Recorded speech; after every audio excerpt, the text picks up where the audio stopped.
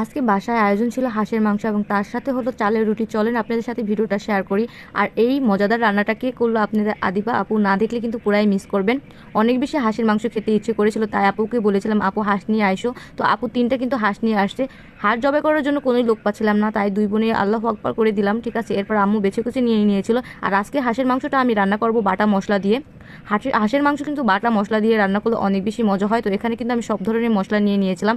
এরপর চুলায় আমি বড় একটা কড়াই দিয়ে দিয়েছি এবং তার ভিতরে আমি তেল দিয়ে দিয়েছি। আর আজকে হাঁসের মাংসটা রান্না করবো তো মাটির চুলায়। তো এখানে এলাচ তেজপাতা দিয়ে দিলাম, তারপর হলো পেঁয়াজ বাটা দিয়ে দিলাম একটুখানি ভেজে। এরপর এখানে আমি অ্যাড করে দিব লবণ দেওয়ার পর এখানে আমি দিয়ে দেবো আদা রসুন বাটা। যেহেতু তিনটা হাঁস রান্না করবো তাই অনেকগুলো কিন্তু মশলা লাগবে। এরপর এখানে আমি জিরা বাটা, তারপর হলো ধনিয়া বাটা, এরপর হলো শুকনো লঙ্কা বাটা অ্যাড করে দিব।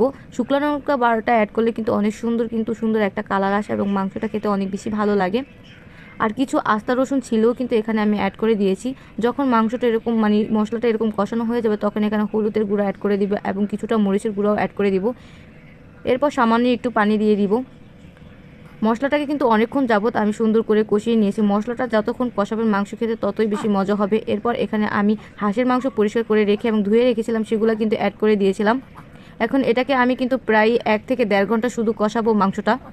জানি না কে কীভাবে হাঁসের মাংস রান্না করে, কিন্তু আমি এভাবেই হাঁসের মাংস রান্না করি। আর আমার হাঁসের মাংস খেয়ে তো আমার হাজবেন্ড অনেক বেশি খুশি এবং সে সবসময় বলে যে আমার বউয়ের মতো হাঁসের মাংস কেউ রান্না করতে পারে না। তার কাছে নাকি আমার হাঁসের মাংস রান্না অনেক বেশি মজা হয়।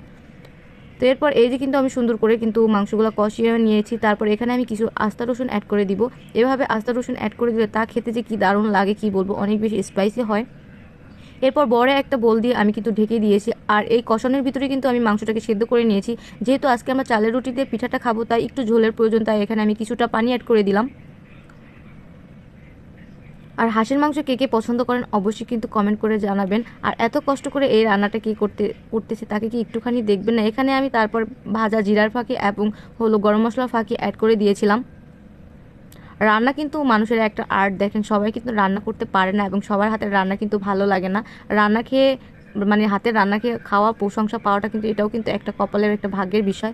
এই যে হলো আপনাদের সেরা রাঁধুনি। আর রান্না করতে করতে দেখেন পুরাই ঘামে গেছি আর কি, কারণ আমার কিন্তু একটা ইউটিউব চ্যানেল আছে রান্নাঘরের। আপনারা যদি তো ফাইনালি কিন্তু আমার হাঁসের মাংসটা রান্না করা হয়ে গেছে। আর এটা হলো আজকে ছিল কিসের শাকিলা কিসের কি আদিবা আপুর ভাইরাল হাঁসের মাংস রান্না, বুঝছেন। অবশ্যই আপনাদের দাওয়াত, চলে আসবেন। আমার আপু তো বলতেছে চলো আমরা হাঁসের মাংস বিজনেস দেই। এরপর হলো আমরা চালের রুটি বানাবো। তো এখানে এই যে চালের রুটি কিন্তু আমরা বানিয়ে নিচ্ছিলাম। তো আমার ছোটো বোন বানাচ্ছিল, তারপর হলো আমার ভাগনা বানাচ্ছিল। আর এরপর হলো আমরা চালের রুটি ভাজতে চলে আসলাম মাটির চুলার ভিতরে। সুন্দর করে এই যে রুটিগুলো কিন্তু ভেজে নিলাম।